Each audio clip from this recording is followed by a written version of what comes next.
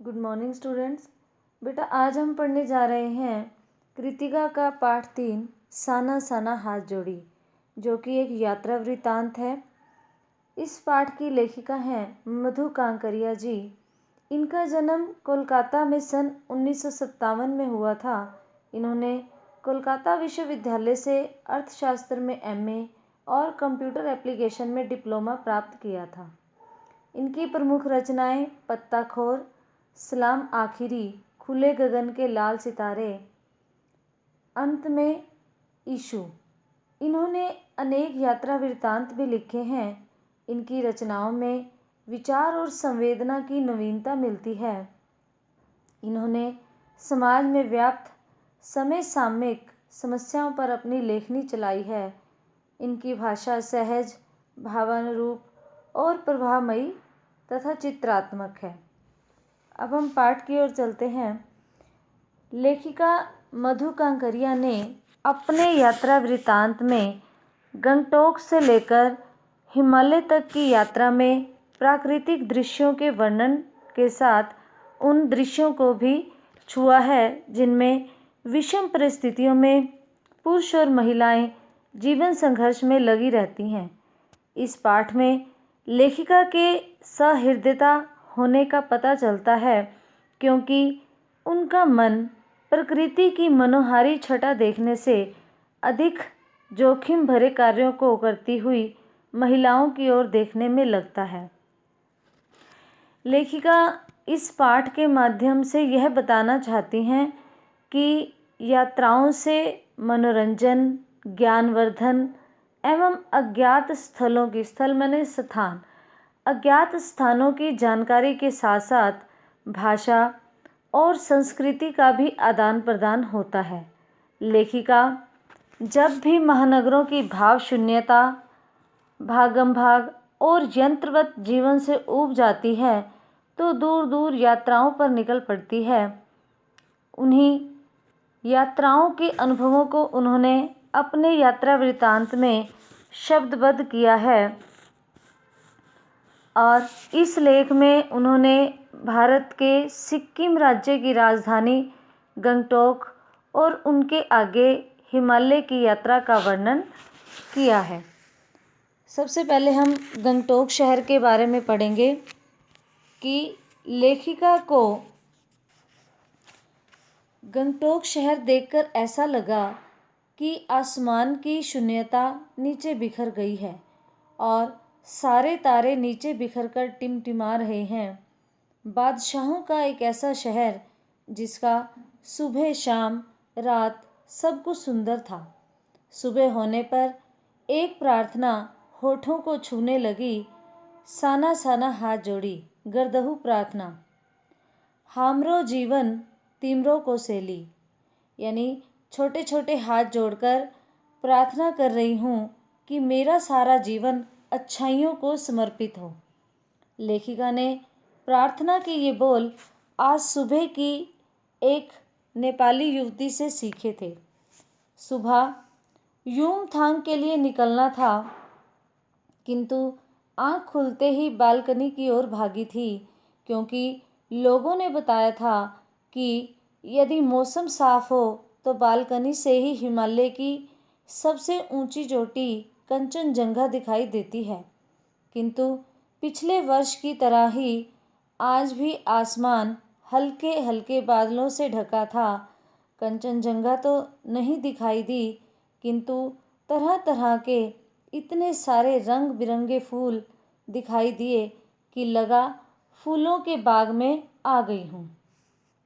युमथांग गंगटोक से 149 किलोमीटर दूर था, जिसके बारे में ड्राइवर जितेन नार्गे बता रहा था कि सारे रास्ते में हिमालय की गहनतम घाटियाँ और फूलों से लदी वादियाँ मिलेंगी। और लेखिका उससे पूछने लगी थी कि क्या यहाँ बर्फ़ भी मिलेगी। अब युमथांग की ओर बढ़ते हुए युमथांग के रास्ते में शांति और अहिंसा के प्रतीक के रूप में एक कतार में लगी सफ़ेद रंग की 108 मंत्र लिखी पताकाएं दिखाई दी। पताकाएं मैंने होता है ध्वज, श्वेत मैंने सफ़ेद रंग की पताकाएं यानी कि श्वेत रंग के झंडे दिखाई दिए जिन पर कुछ मंत्र लिखा हुआ था। इनके बारे में नार्गे ने बताया कि यहाँ बुद्ध की बड़ी मान्यता है। जब भी किसी बुद्धिस्ट की मृत्यु होती है तो उसकी आत्मा की शांति के लिए शहर से दूर किसी पवित्र स्थान पर ये 108 पताकाएं फहरा दी जाती हैं। इन्हें उतारा नहीं जाता है, अपने आप धीरे धीरे नष्ट हो जाती हैं। कई बार नए कार्य की शुरुआत में भी ऐसी पताकाएं लगा दी जाती हैं, पर वे रंगीन होती हैं। नार्गे बोला जा रहा था, किंतु लेखिका नार्गे की जीप में लगी दलाई लामा की तस्वीर की ओर देखे जा रही थी। उसने ऐसी दलाई लामा की तस्वीरें दुकानों पर भी टंगी हुई देखी थी। रास्ते में कवि लॉन्गस्टॉक पड़ा, जहां गाइड फिल्म की शूटिंग हुई थी, जहां स्थानीय जातियों के बीच चले सुदीर्घ झगड़ों के बाद शांति वार्ता और संधि पत्र के बारे में भी बताया। और फिर आगे बढ़े। रास्ते में एक कुटिया में घूमते हुए धर्म चक्र के बारे में बताया कि यह प्रेयर व्हील है, यानी कि एक चक्र है प्रेयर करने के लिए, प्रार्थना करने के लिए। इसको घुमाने से सारे पाप धुल जाते हैं। धीरे धीरे ऊंचाई की ओर बढ़ रहे थे। कार्य करते हुए नेपाली युवक युवतियां और छोटे छोटे घर दिखाई दे रहे थे और हिमालय विराट रूप में दिखाई दे रहा था। दर्शकों यात्रियों का काम में हिमालय पल पल परिवर्तित हिमालय बड़ा होते होते विशालकाय होने लगा। भीमकाय पर्वतों के बीच और घाटियों के ऊपर बने संकरे रास्तों से गुजरते ऐसा लग रहा था कि रंग बिरंगे फूल मुस्कुरा रहे हों और हम किसी सघन हरियाली वाली गुफा के बीच हिचकोले खाते निकल रहे हों।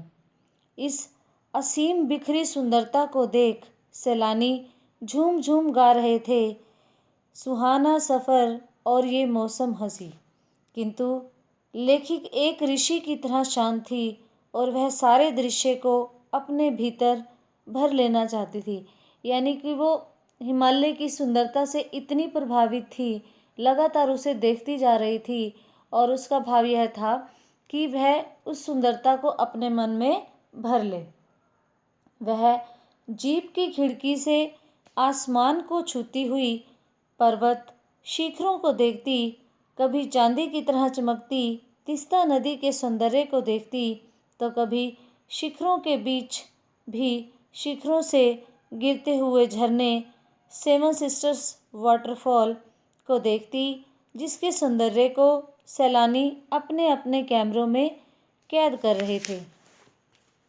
लेखिका ने जीप से उतरकर किसी राजकुमारी सी एक पत्थर के ऊपर बैठ बहती जलधारा में पांव डुबाया और भीतर तक भीग गई। मन काव्यमय हो उठा, सत्य और सौंदर्य को छूने लगा।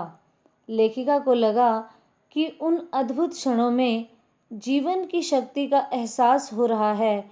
मैं स्वयं भी देश और काल की सरहदों से दूर बहती धारा बन बहने लगी हूँ। भीतर की सारी तामसिकताएं और दुष्ट वासनाएं इस निर्मल धारा में बह गई हैं। इतने में नार्गे ठेलने लगा और आगे इससे भी सुंदर नज़ारे मिलेंगे। लेखिका अनमनी सी उठी और थोड़ी देर बाद वैसे ही नज़ारे, आत्मा और आँखों को सुख देने वाले नज़ारे। लेखिका को आश्चर्य हो रहा था कि पल भर में ब्रह्मांड में कितना कुछ घटित हो रहा था कि सतत प्रवाहमान झरने, नीचे बहती हुई तीस्ता नदी, ऊपर मंडराते आवारा बादल, मध्यम हवा में हिलोरे लेते हुए फूल, सब अपनी अपनी लय में बहते हुए। यह देख लेखिका को एहसास हुआ कि जीवन का आनंद है यही चलायमान सौंदर्य। इस सौंदर्य को देखकर उसे लगा कि मैं सचमुच ईश्वर के निकट हूँ और सुबह सीखी हुई प्रार्थना फिर होठों को छूने लगी। साना साना हाथ जोड़ी।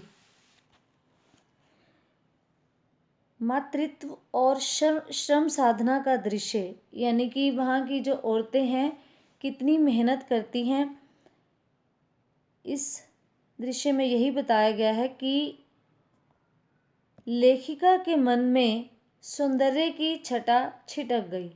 ऐसे छिटक गई कि मानो नृत्यांगना के नुपुर अचानक टूट गए हों। उसने देखा कि पहाड़ी औरतें पत्थरों पर बैठी पत्थर तोड़ रही हैं। गूंथे आटे सी कोमल काया, परंतु हाथों में कुदाल और हथौड़े। कईयों की पीठ पर बंधी डोको मैंने होता है बड़ी टोकरी में उनके बच्चे भी बंधे हुए थे। कुछ कुदाल को भरपूर ताकत के साथ जमीन पर मार रही थी। इतने स्वर्गीय सौंदर्य के बीच भूख, मौत, दैन्य और जिंदा रहने का यह जंग, मातृत्व और श्रम साधना साथ साथ। वहीं खड़े BRO के कर्मचारी से लेखिका ने पूछा, यह क्या हो रहा है? उसने बताया कि जिन रास्तों से गुजरते आप हिम शिखरों से टक्कर लेने जा रही हैं, उन्हीं रास्तों को ये पहाड़ी ने चौड़ा बना रही हैं। बड़ा खतरनाक कार्य होगा यह, लेखिका के कहने पर उसने कहा। पिछले महीने तो एक की जान भी चली गई। जरा सी चूक और सीधा पाताल प्रवेश। तभी लेखिका को सिक्किम सरकार द्वारा लिखे बोर्ड की याद आई, जिस पर लिखा था, आप ताज्जुब करेंगे पर इन रास्तों को बनाने में लोगों ने मौत को झुठलाया है।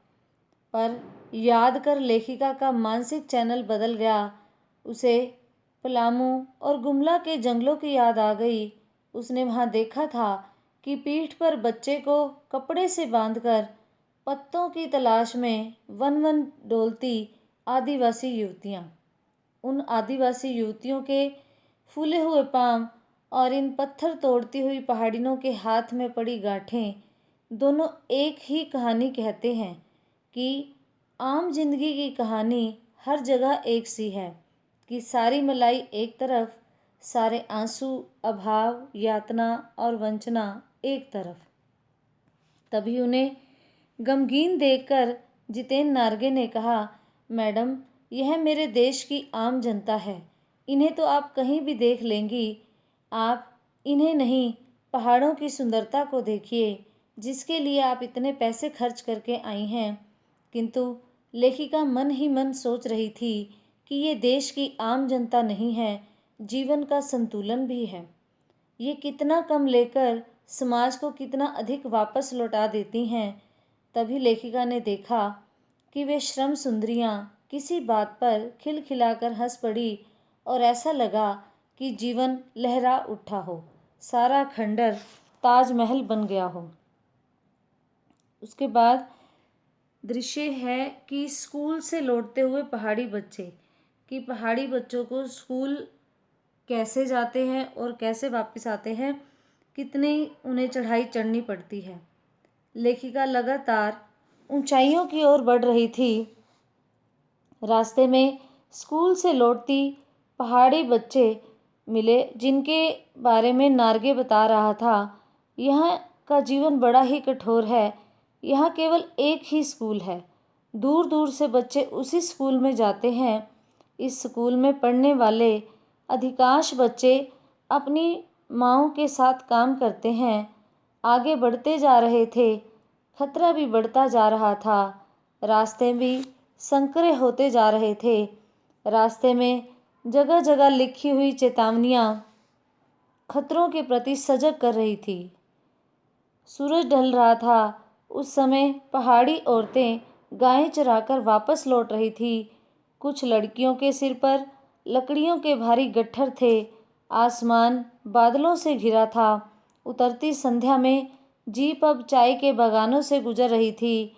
वहाँ दृश्य देखा कि चाय के भरे भरे बागानों में कई युवतियाँ बोकू होता है, जो सिक्किम के लोग कपड़े पहनते हैं, उन्हें बोकू कहा जाता है, कि बोकू पहने हुए चाय की पत्तियां तोड़ रही थी। नदी की तरह उफान लेता यौवन और श्रम से दमकता गुलाबी चेहरा और डूबते सूर्य की इंद्रधनुषी छटा को देखकर मंत्रमुग्ध सी लेखिका चीख पड़ी। युवतियों का अधिक सौंदर्य लेखिका के लिए असहाय था।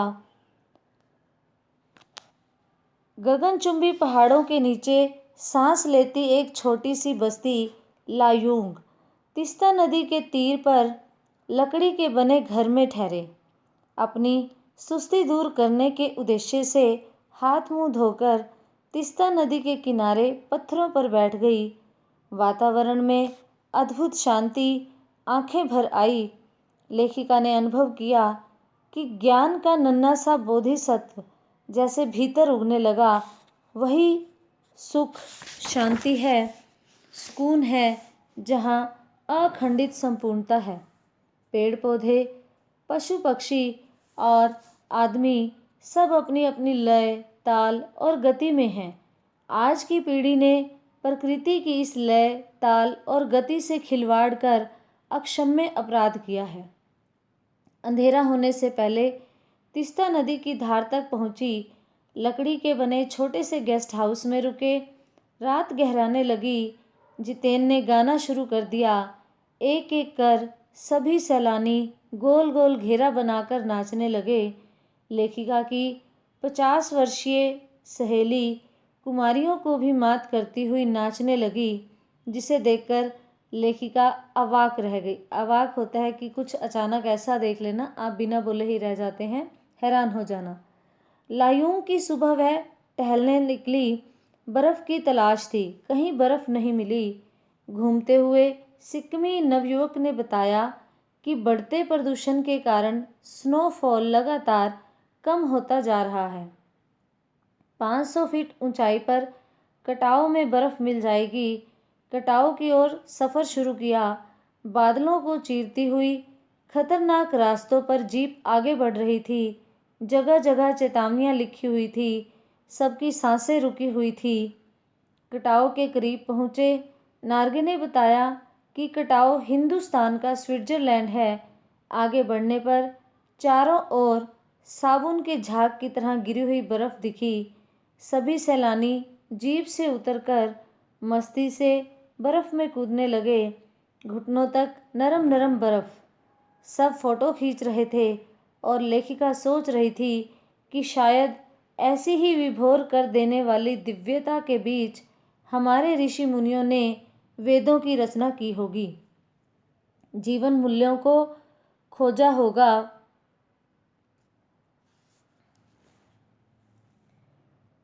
सर्वे भवन्तु सुखिना का महामंत्र पाया होगा। यह ऐसा सौंदर्य जिसे बड़े से बड़ा अपराधी भी देख ले तो क्षणों के लिए ही सही करुणा का अवतार बुद्ध बन जाए।